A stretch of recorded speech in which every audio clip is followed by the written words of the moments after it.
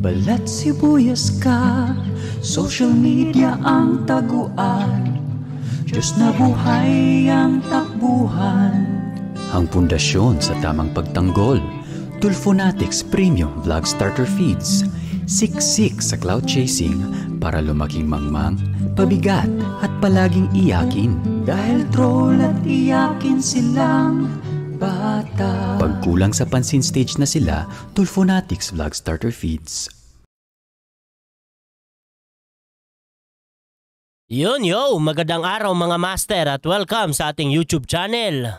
Mga Tulfonatics, tuloy natin ang chismis. Di ba ito yung mga gustong-gusto nyo, yung mga chismisan? Di ba? Yung mga kabitan, yan yung mga gusto nyo eh. Ito, tuloy natin.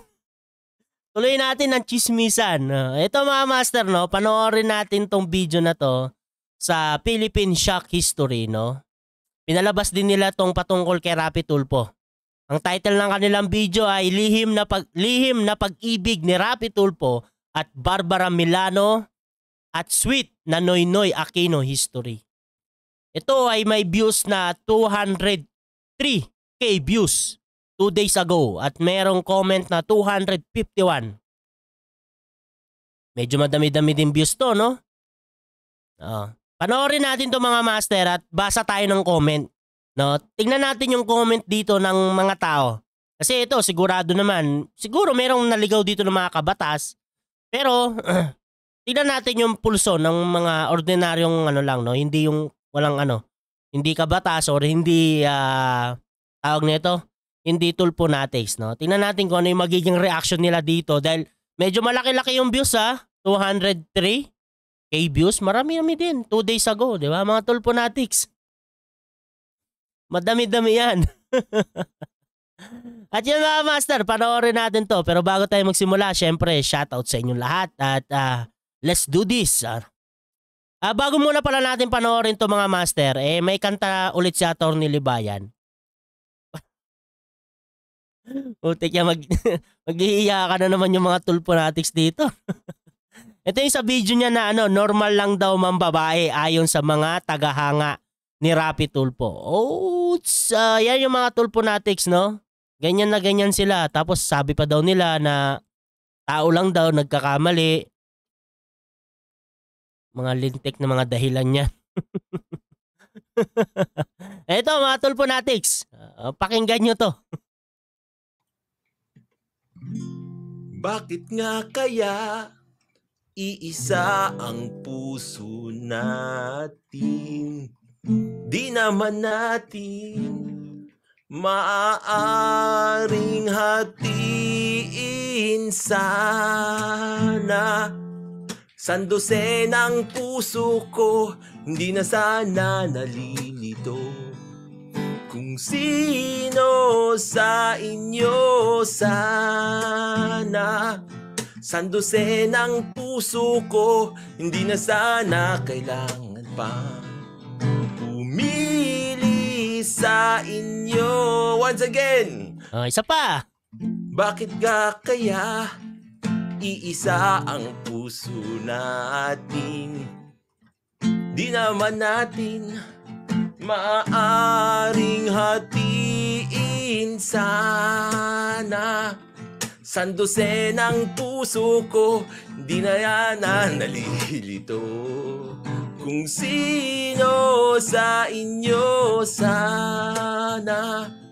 Sandosenang puso ko, hindi na sana kailangan pa pumili sa inyo.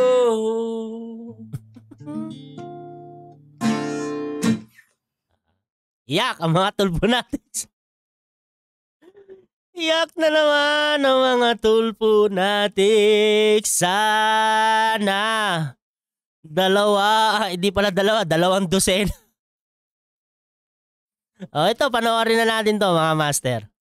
Rapi Tulfo.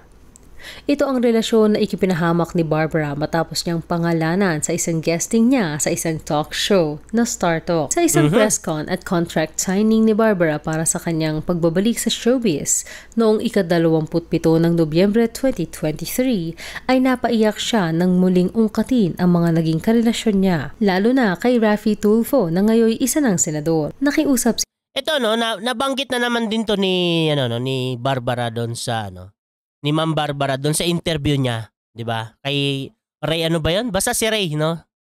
Yung nag-interview sa kanya, halos nabanggit na naman din niya yung patungkol dito.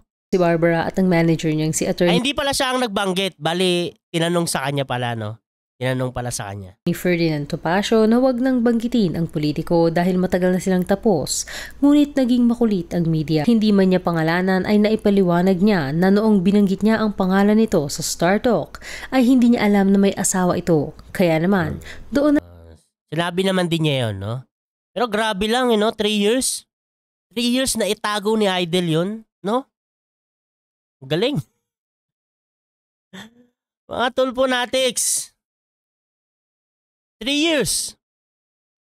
na nagsimula ang gulo at nang mapatunayan niyang may asawa nga si Raffy ay naghiwalay na sila. Mula noon ay hindi na sila nagkita pa.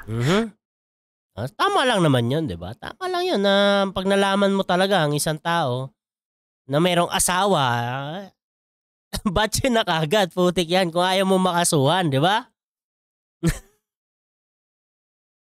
Pero ang lupit lang eh. Paano niya natago ng 3 years yun, no? Galing ni Idol. Ayaw din niyang pag-usapan pa ito dahil tahimik na rin sila at ang focus niya ngayon ay ang pagbabalik niya sa pagiging artista. Sa hiwalay na interview naman pagkatapos ng press con ay tinanong si Barbara kung gaano kasakit nang malaman niyang may asawa na pala si Raffy. Sagot niya ay syempre masakit. Pag naaalala ko yung mga pinagsamahan namin, lalo na yung kabutihan niyang ibinigay sa pamilya ko, sa sarili ko kasi mabait naman talaga siya, mulat sa pool naman matulungin talaga yung taong yun. At nang tanungin naman kung ano ang natutunan niya sa experience na iyon, ay sinabi niyang alamin mo muna yung tunay na buhay ng tao, kung meron siyang pamilya o wala. Tinanong Tamang-tama, dapat talaga alamin muna. Kagaya niyan, hindi mo alam na may asawa na pala. Ang tanong lang dito, no, sino kaya yung asawa niya nung panahon na Pero sa tingin ko, hindi na si Ma'am Julie. Kasi medyo bata pa sila nung naghiwalay sila ni Ma'am Julie Licop eh. Itong si Barbara Milano, parang mas bata pa siya kala Raffy Tulfo, no? Hindi talaga siya, Ewan ko lang, no? Hindi ko sure kung ilan talaga yung edad niya. Pero parang mas bata pa siya kay Raffy Tulfo eh. Kung titignan mo siya. din siya kung handa na ba siyang makita ito. Aniya, ay oo daw, casual lang. Kung batiin man siya o hindi, ay okay lang din. Pagpasok sa politika, matapos Yan.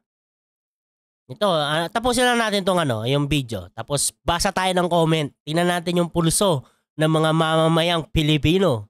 Baka may dito, netizen. Baka may netizen dito eh. Tingnan natin. Bigo sa pag-ibig ay sinubsob ni Barbara ang sarili sa trabaho. Makalipas ang ilang taon ay naisip ni Barbara na mayroon siyang gustong patunayan sa kanyang sarili at nais niyang makapaglingkod sa kanyang mga kababayan sa Talavera. Kaya naman ay nag-file siya ng candidacy bilang konsehal at sumali siya sa ilalim ng Balane Party o Bagong Lakas ng Nueva Ecija Party. Ang kanyang slogan sa pangangampanya ay Mahal ko ang Talavera. Sa umpisa ng kanyang kampanya Kala ko alamin muna kung may asawa. De, joke lang mga Tulfonatics. Alam ko iiyak na naman kayo. Kala ko yung slogan niya bago ka mag-boyfriend or girlfriend, alamin mo muna kung may asawa. Joke lang. Ay hindi may iwasang ikabit ang kanyang pagiging sexy star. Ngunit dati pala siyang sexy star, no? Sexy star. Nakuha pa rin ni Barbara ang puso ng kanyang mga kababayan at nagwagi siya bilang number 1. 1,000 Galing, no? Number 1, siya ang pinaka number 1, parang si Robin. boto ang higit niya sa kanyang kalaban. Ayon sa tumakbong mayor at kapartido ni Barbara sa Balane na si Engineer Nerito Santos, malaking asset si Barbara sa kanyang administrasyon lalo na at kalinisan at pagpapaganda sa kanilang lugar ang ikinakampanya nito. Aniya, artista at hindi, basta gustong tumulong, makakatulong. Sa isang interview naman kay Barbara ay tinanong kung bakit siya nagdesisyon na pumasok sa politika. Aniya, meron akong gustong patunayan sa sarili ko. Ngunit ba nag-sexy star ako, wala na akong magagawa sa aking mahal na kababayan. So pinatunayan ko lang na kung ano yung kailangan ng mga sa aming bayan. Ibinigay ko po ng buong puso yung aking puso para sa kanila. Hanggang dito Ganyan lang, no? Ganyan lang, tapos basa tayo ng comment. Tignan natin yung pulso. Ang pulso ng taong bayan. ng mga tulponatics. Tignan natin yung comment. Ay, medyo maliit. Lipat natin. Wait lang, lipat natin to. Copy natin, tapos ano. Copy. Lipat tayo sa ibang ano. Dito. Pasok natin dito para medyo ano. Malaki para mabasa natin ng maayos. Tingnan natin yung pulso ng mga netizen. ito ang kasaysayan ng isa sa Hop. Ito ang ayaw ko. Mabagal ang Gigernet. Ito ang ayaw ko. pinakasikat na bomba Mabagal talaga internet ko, mga master. Kaya hindi ako makapag-live, no? Sa mga nagtatanong kung nagla-live ba ako ngayon, hindi muna kasi mahina talaga yung internet dito. Ewan ko bakit ganito. Bigla na lang humina yung internet. Ngayon, ay lumabas ng ano. Puro magagandang salita ng pasasalamat at apresyasyon ang mapili sa Oh my goodness, lumabas ka na. Nasaan na? Comment section, nasaan ka na? Lintik yan. Oh my goodness naman. mga daring roles. Ang unang pelikula kung saan siya lumabas ay ang Nagkahiwalay. Tutol nga ba ang pamilya ni Noynoy sa kanya? Totoo ba na naging Seryoso, ayaw lumabas ng comment section, mga master. Dito lang sa maliit. Putik yan eh. Hindi natin mababasa ng maayos yan. Ayun, daming comment oh. 251 comments. Okay? Wait. Ayusin natin yan. Ayusin natin yan. Para ano?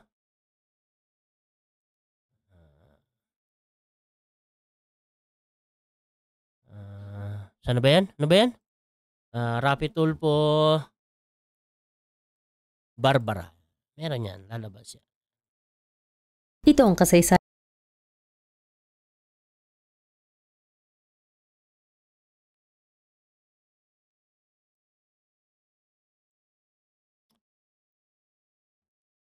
Sana meron na. Lumabas ka na. Ito ang kasaysayan ng isa sa pinakasikat na bomba. Yun. Okay na mga master. Okay na. Basa tayo ng comment. Mga tulponatics. Baka merong mga tulponatics dito. Basa tayo ng comment. Okay?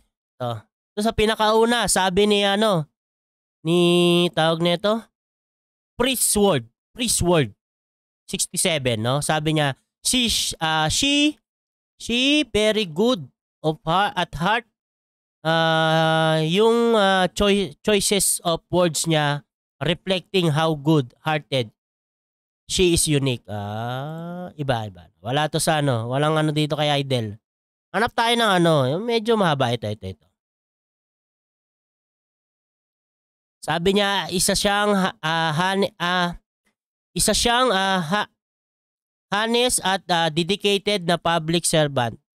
At isang mabuting babae, may puso para sa kanyang pamilya at bayan at dapat dahil sa kanyang katapatan di sana sinamantala ni Tulupong.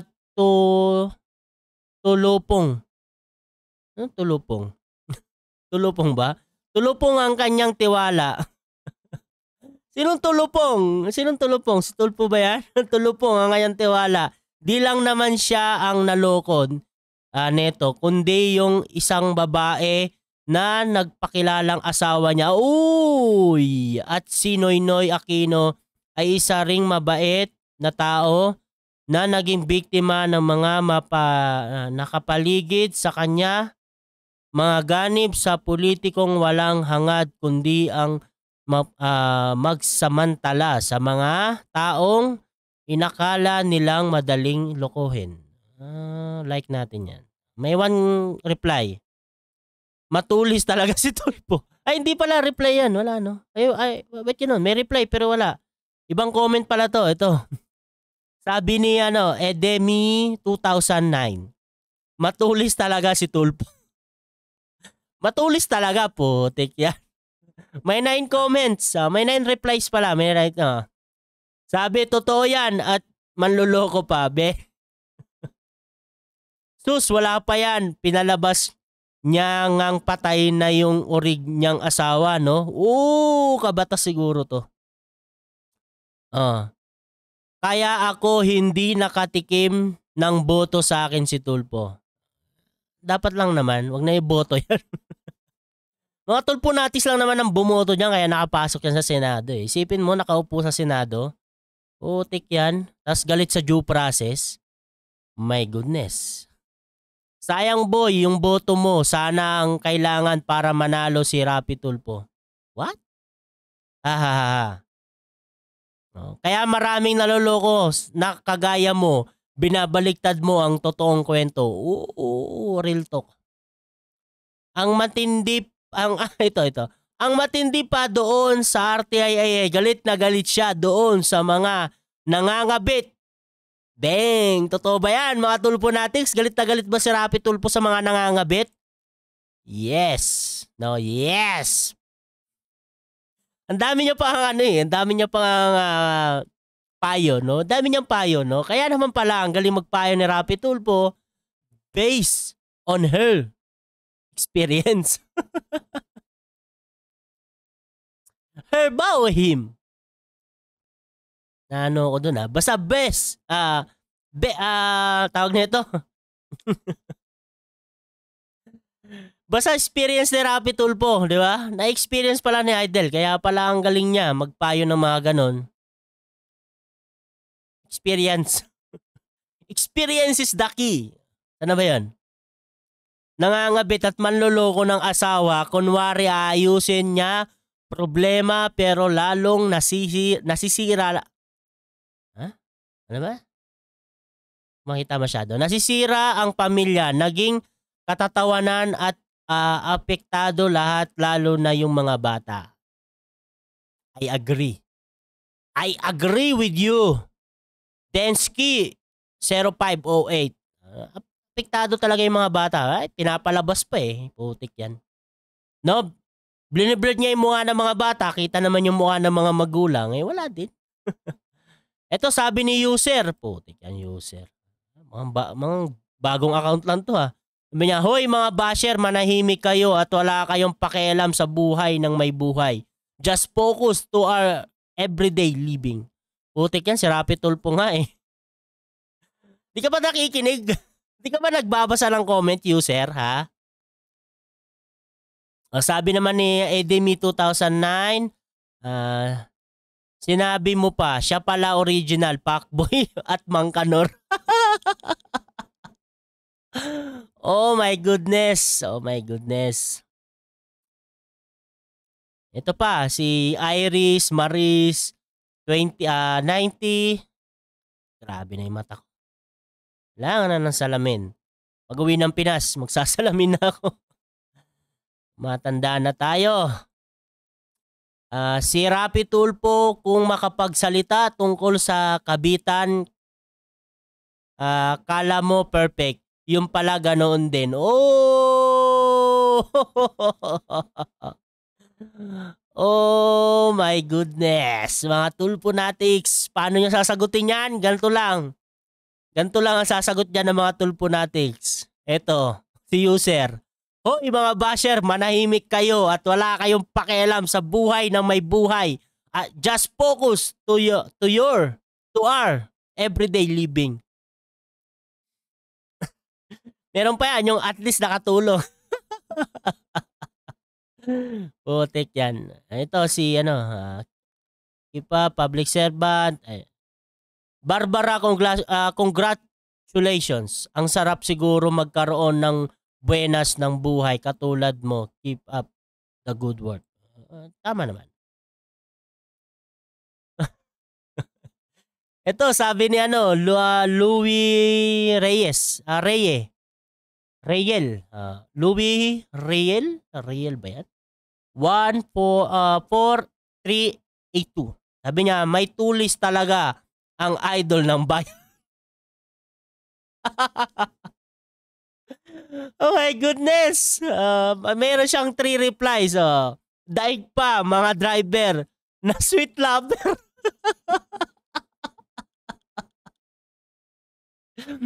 Daig pa, mga driver na sweet lover.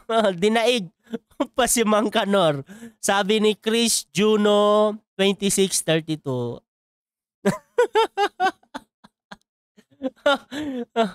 Parang pulis. Hindi naman. No. Mali yan. Hindi parang pulis.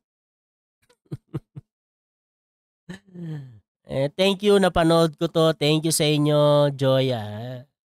Tayong kay Idel. Yung related kay Idel. May karapatan siyang kung ano man ang minimiti. Okay. Malakas appeal niya siguro noon. Kaya basta ako nanonood lang. Ito. Parang ano okay yung comment nito. Sabi niya. Sabi ni Artel. Putik yan. Ano ba yan? Artele Castanida 3333. Sabi niya, basta ako nanonood lang pangpalipas oras. Kung ano man meron sila sa kwentong buhay nila, mahalaga na ranasan nila ang mga yan. At kwento na lang. Mahalaga ang kasalukuyan at bukas. Mahalaga talaga yung kasalukuyan at bukas. Pero kung sasabihin mo mahalaga naranasan nila yan, no, dapat hindi maranasan yan ng kahit sino. Di ba? Kasi kung may asawa ka na, huwag ka naman ligaw. Asawa ha? Hindi yung boyfriend, girlfriend lang ha? Asawa, may asawa ka. Ba't kailangan mo iparanas sa iba yung bagay na ganyan? Putik yan, masakit yan. Di ba? Sabi nga ni Barbara, ang sakit eh. Ang sakit niyong naramdaman niya na nalaman niyang may asawa pala itong si Rapi Tulfo. Di ba? Kasi nga minahal niya yung tao. Di ba? Tapos akala niya, siyempre, pag ganyan, di ba? Pag mag-girlfriend tsaka boyfriend, di ba? Ano na yan, sa isip ng bawat isa na yan, nag-iisip na yan ng para sa kinabukasan nila, di ba? Tapos, akala niya, happy ending, yung pala. Di ba? Di ba, no? Arlete Castanada. Di ba tama, di ba? Hindi dapat, maranasan. Hindi yung mahalaga, naranasan nila. Hindi yan mahalaga. Di ba? Mahalaga yung kasalukuyan at bukas. Pero yung mahalaga na naranasan nila yung ganyang buhay, no, hindi yan mahalaga. No? Walang ganon. Di ba? Dapat dapat isipin yung mga bagay-bagay, di ba? Isa yung pumapasok sa ganyan na maliligaw ka, may asawa ka na pala, putik yan, di ba? Basa pa tayo ng iba. Siguro baka dito na lang. May mga tao talaga na akala mo ang lilinis ng pagkatao. Kung makapanghusga sa iba, kung makapagsalita, akala mo walang ginawang mali sa buhay nila. Yung pala may sarili din palang kalansay sa loob ng aparador. Ano ba?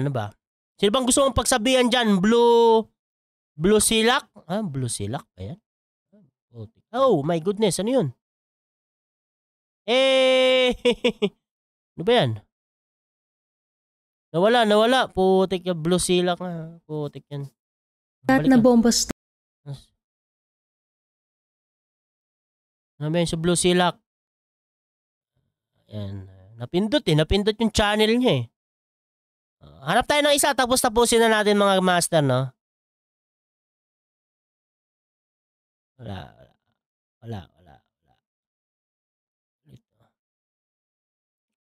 Ito. Yun, galit sa mga nagpapabaya at sa anak at nangangabit. Siya pala numero 1. Sabi ni Lailani. Ano ba yan? Lagi ko napipindot. Lani Bautista pala. Putik yan. Oh my goodness. Ba't lagi ko napipindot? Sabi ni Lani Bautista. At na bomba star noong hanapin natin yun. Tapos tapusin na natin. Dinudurog din pala kahit sa comment section. Putik yan. Ano ba yan? Wala na. Nawala na yung Layla. Ay, ito. Sabi ni Leilani Bautista, yun. Galit sa mga nambababae. Hindi pala nambababae. Yun, galit sa mga nagpapabaya sa anak at nangangabit. Siya palang numero 1. Merong 4 na reply. Sahin natin yung 4 na reply. Ito, mga tulponatics to Okay lang sa amin, mga tulponatics. Oh my goodness! Lalaki naman yung idol namin. Walang nawala. Oh my goodness. Seryoso ka ba dyan, Baltasar? Jack Baltasar? Seryoso ka ba dyan sa comment mo? Okay lang naman sa amin, mga tulponatics. Lalaki naman yung idol namin. Walang nawala. So, kung walang nawala, okay lang? Utak, putik yan. Tsaka hindi lang naman siya ang naging babaero, politiko. Maski si Erap at Duterte, mahilig talaga kayo magpasa ng baho ng iba, no? Ganun talaga kayo, no? Hayagan magsasabi, aanuhin nila yung nasa ilalim nila kung di gagamitin sa babae. Oh my goodness! Putik yan! Anong klaseng comment yan? Utak nyo talaga mga tulponatics, sablay na. Kaya okay lang sa aming mga tulponatics maging babaero idol namin. Tuloy-tuloy kami sa Malacanang. Bilyonaryo na si idol. Kaya may nagsustento kahit 5 pa babae. May idol for president. Mga tulponatics, sabi ko na nga ba putik yan for president talaga kayo sa puon nyo no? Putik yan, gusto nyo ipasok sa pagiging presidente yan, putik yan, mahina sa batas. Putik yan. Lintik na ko. Pang kanang kamay to. Grabe. Kahit nang bababae yung idol mo, okay lang. Dahil idol mo. Tas gusto mo pang gawing presidente. Grabe ka. May reply itong si Emerot lang yun. Emerot lang yun. Sabi ni Marimon ba yan? Marimon 26. Ito si user. Sabi niya, yung mga babae walang ambag. At least may naambag si Rapi. Ay, putik yan. Nakatulong. Yan lang na naman yung nakatulong nyo. Nag-reply ulit si Jack Baltasar. Sabi niya, oo nga, maraming ambag si idol. Tsaka yung naiambag naman niya, mga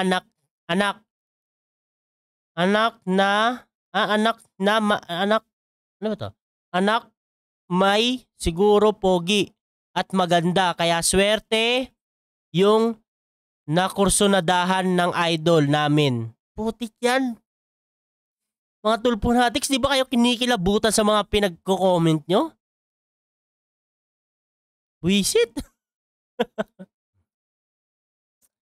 Namin, marami na kayo pera. Namumuhay na kayo marangya. Naanakan pa kayo ng pogi at maganda. Hindi pa ba malaking tulong yon? Basta wala kami, Ridmore, wala kami pakialam sa mga maling pag-iisip nyo na basher ng idol namin. Putik yan, kami pa yung mali! Oh my goodness talaga mga tulponatics. Basta kami tuloy sa presidente kahit pa mambabae idol namin. San katutak kaya naman may kaya naman na sustentuhan. Yon. Bilyonaryo na idol namin. Ang masama ng lalaki si idol. Oh my goodness, talaga kinikilabutan ako sa mga tulponatics na to. Natural lang mambabae, wala na santo ngayon. Erap at Duterte nga may ibang pamilya, nanalo pa ng landslide victory. Ganyan din sa idol namin, landslide yan. Ginagaya nyo talaga si si Rapi Tulfo kay President Duterte, no? Mga tulponatics. Kung galing lang ang pag-uusapan, no? Hindi sa pambababae, hindi 'yon, no? Kung galing ang pag-uusapan pagdating sa politika, walang-wala si Rapi Tulfo, mga tulponatics. Huwag niyong igaya yan kay dating Presidente Duterte. 'Di ba? Alam ni President Duterte yung batas. 'Di ba? Maalam siya sa batas. 'Di ba abogado 'yon si dating Presidente Duterte, 'di ba? Correct me if I'm wrong, pero pagkakaalam ko dating abogado 'yon. 'Di ba? Ilang years siyang naging mayor. 'Di ba? Marami siyang experience sa pagiging politiko. Tapos itutulad niyo kay Rapi Tulfo? Bakit? Dahil nakatulong. Putik yan. Kailan lang naman pumasok sa politika yan si Rapi Tulfo? Senador pa kagad. Di ba? Isip nga kayo mga tulponatics, ba't nyo pinaparehas itong si Rapi Tulfo kay President Duterte, dating President Duterte? Ang layo. Napakalayo. Wisit talaga kayo mga tulponatics. Yung mga utak nyo sablay na. Grabe, no? Grabe depensa nyo kay idol nyo. Malala na kayo. Okay lang sa inyo mga babae basta idol nyo. Tapos dadalhin nyo pa sa sa Malacanang. Malala na kayo mga tulponatics. Dahil dyan, kakantahan kayo ulit ni Atty. Libayan. Ulitin natin tong video na to. Pakantahin natin ulit si Atty. Libayan.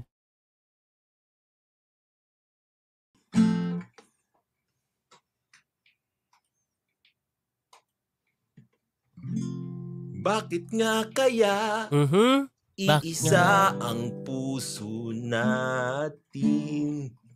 Di naman natin maaaring hatiin sana. Bente ang puso ko, hindi na sana nalilito. Kung sino sa inyo sana. Bente ang puso ko, hindi na sana nalilito pa. Pumili sa inyo. Once again. Bakit hindi pala kaya iisa ang puso natin?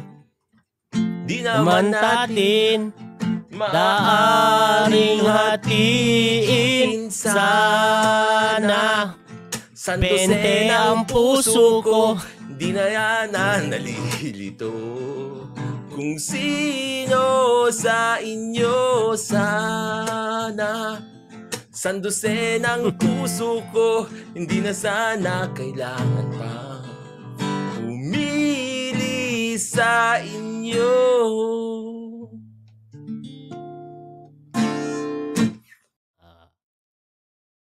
Mga tulponatics, mukhang malala na kayo. Lintik na mga comment yan. Yun lang mga master, no? Hanggang dito na lang yung video natin at maraming salamat sa nanonood ng ating video. Hanggang dito na lang po tayo. Ingat po kayo palagi. God bless. Happy weekend. Babush.